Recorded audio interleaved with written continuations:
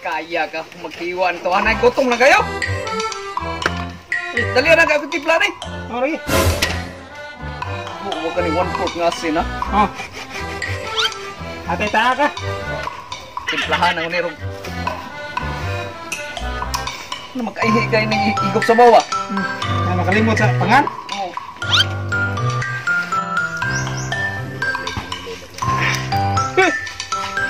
Lampi din sa bawa ro. Tilaw gusto kong timpla ni ro. Ngit ka gini mahang ni.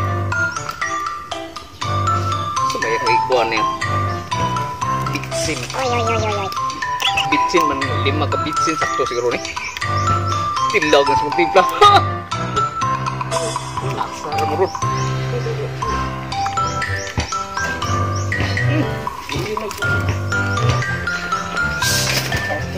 Tapos kini sa bawah. Ha! Ilaw kasi ako timpla ron. Be? Bagong karne eh.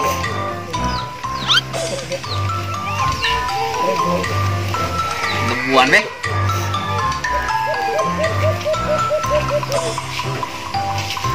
Nga, hindi kung saan na yun sa rupang timpla.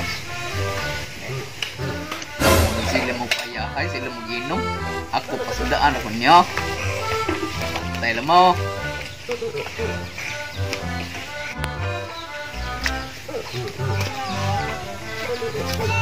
Tapang rin.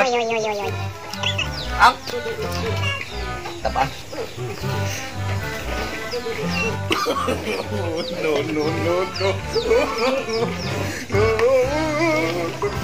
Tapang na po, tapang yapon.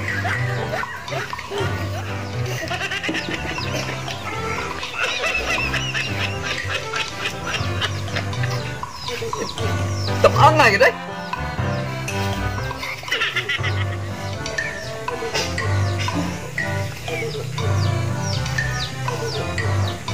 Sakto na.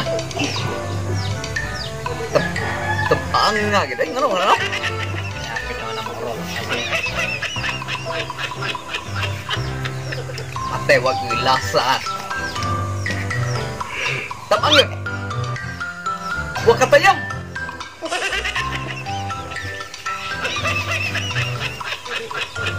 Oh, hello ya. Sana man yan. Huwag katayam. Oy.